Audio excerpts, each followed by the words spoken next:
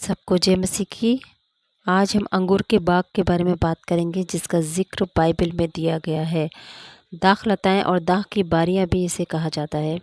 दाखलताओं और दाख की बारियों से शिक्षकों और नबियों ने बड़े उपयोगी उदाहरण दिए हैं। इसे हम गहराई से सीखेंगे। कनान देश में इजरायलियों के पहुंचने से पूर्व भी वहां अंगूर की खेती होती थी। इसे हम गिनती 13 का 20 में और 24 में पढ़ सकते हैं। व्यवस्था विवरण 6 का 11 में भी हम इसे पढ़ सकते हैं। अंगूर के बाग चौकोर होते थे जिनमें अंगूर के पौधे पंक्तियों में लगाए जाते थे और बाग के चारों ओर बाड़ा बांधा जाता था जिससे कि पशुओं और चोरों से बाग की रक्षा हो सके। कभी कभी बाग में एक ऊंचा मचान भी बनाया जाता था जहां से बाग का रक्षक दाख की बारी में काम करने वालों पर दृष्टि रख सके। इसे हम यशाया 5 का 1 से लेकर 2 तक पढ़ सकते हैं और मत्ती में 20 का 1 और 21 का 33 में इसे हम पढ़ सकते हैं। वे गर्मियों के समय में अंगूर की फसल बटोरते थे और इजरायलियों की विधि के ध्यान रखते थे और दाख की फसल बटोरते समय पहली बार जो कुछ छूट जाता था उसे वे गरीबों के लिए छोड़ देते थे। लेवी व्यवस्था 19 का 10 और व्यवस्था विवरण 24 का 21 में इसे पढ़ सकते हैं। लोग ताज़े अंगूर खाते थे और कभी कभी किशमिश बनाने के लिए उन्हें सुखा देते थे। इसे गिनती 6 का 3 और 1 शमूएल 25 का 18 में पढ़ सकते हैं।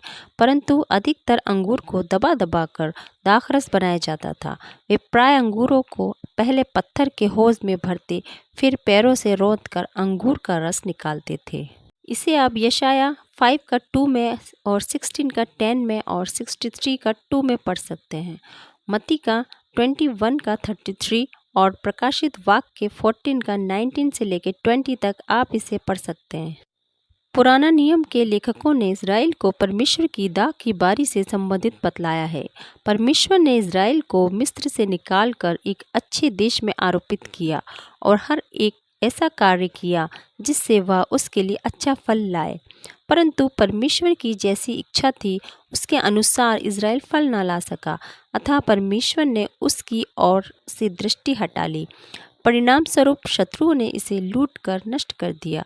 भजन संहिता 80 का 8 से लेकर 13 और यशाया 5 का 1 से लेकर 7 में आप इसे देख सकते हैं।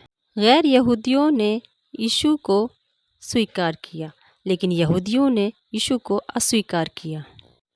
विशेषकर इसी को दर्शाने के लिए यीशु ने दाख की बारी के उदाहरण कई अवसरों पर दिए। मत्ती का 20 का 1 से लेकर 15 और 21 का 28 से लेकर 41 तक इसे देख सकते हैं। उसने ये दर्शाने के लिए दाखलता का भी उदाहरण दिया कि यदि लोग वास्तव में उसके चेले हैं तो उनके जीवन में उसकी संगति से उत्पन्न होने वाले फल अवश्य दिखाई देंगे। यूहन्ना 15 का 1 से लेकर 11 तक इसे हम देख सकते हैं। जब हम ये चैप्टर पढ़ेंगे तो हमें और भी गहराई से इन सारी बातों का पता चलेगा कि दाखलता और दाख की बारियों का जिक्र बाइबल में क्यों दिया गया है।